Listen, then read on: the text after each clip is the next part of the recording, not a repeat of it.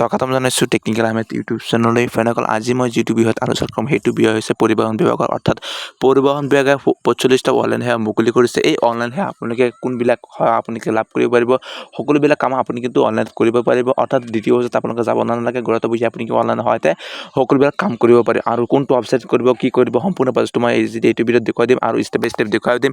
আপোনালোকে কি ছাৰ্ভিচ মুকলি কৰিছে আৰু কি ছাৰ্ভিচ আপোনালোকে লাভ কৰিব। মই প্ৰথমৰ পৰা এফালৰ পৰা মই সকলোবিলাক ডিটেইলছ কৈ আছোঁ আৰু কি লাভ কৰিব আৰু কি ছাৰ্ভিচ দি আছে। তপলাক ভিডিঅ'টো আমি আৰম্ভ কৰোঁ। ইয়াৰ আগতে মোৰ এটা সৰু ৰিকুৱেষ্ট, যদি চেনেলটো ছাবস্ক্ৰাইব কৰা নাই এতিয়া ছাবস্ক্ৰাইব কৰি কাষত থকা বেল আইকনটো প্ৰেছ কৰি ৰাখিব। উপলব্ধ গভৰ্ণমেণ্ট অফ জনতাৰ চৰকাৰ। তো ইয়াত কি হৈছে, পৰিবহণ বিভাগৰ 45টা অনলাইন সেৱা লাভ কৰিব পাৰিব।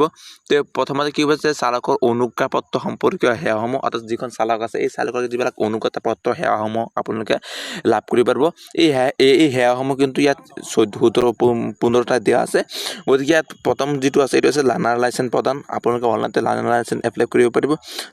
দ্বিতীয় নম্বৰ যিটো আছে শিকাৰু অনুজ্ঞাপত্ৰ ঠিকনা পৰিৱৰ্তন, ডুপ্লিকেট চালক অনুজ্ঞাপত্ৰ প্ৰদান, চালকৰ অনুজ্ঞাপত্ৰ নৱীকৰণ, চালকৰ অনুজ্ঞাপত্ৰ পৰিৱৰ্তন, চালকৰ অনুজ্ঞাপত্ৰ যান-বাহন শ্ৰেণী COB সমৰ্পণ, আন্তঃৰাষ্ট্ৰীয় চালক অনুজ্ঞাপত্ৰ, চালকৰ অনুজ্ঞাপত্ৰ থকা ঠিকনাৰ সাল সলনি, ড্ৰাইভিং লাইচেঞ্চ এক্টিভেট, কণ্ডাক্টৰ টুবেলাইট অনুজ্ঞাপত্ৰ, কণ্ডাক্টৰ অনুজ্ঞাপত্ৰ নৱীকৰণ।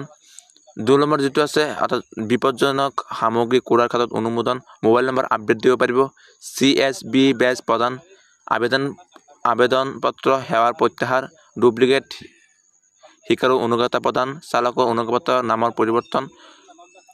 ইয়াত কিন্তু প্ৰমিট সম্পৰ্কীয় সেৱাসমূহ আছিলে বিশেষ অনুজ্ঞাপত্ৰ, অস্থায়ী অনুজ্ঞাপত্ৰ, মেডি অনুজ্ঞাপত্ৰ, ডুপ্লিকেট অনুজ্ঞাপত্ৰ নৱীকৰণ, অনুজ্ঞাপত্ৰ সমাপন, অনুজ্ঞাপত্ৰ হস্তান্তৰণ, মৃত্যুৰ ক্ষেত্ৰত অনুজ্ঞাপত্ৰ স্থায়ী সমাপন। তো ফ্ৰেণ্ডছ, আশা কৰোঁ আপোনালোকে বুজিব পাৰিছে। যদি কিবা অসুবিধা আছে মোৰ কমেণ্ট কৰি জনাব আৰু মই কিন্তু মোৰ ডিছক্ৰিপশ্যনত দি দিম ফটোবিলাক।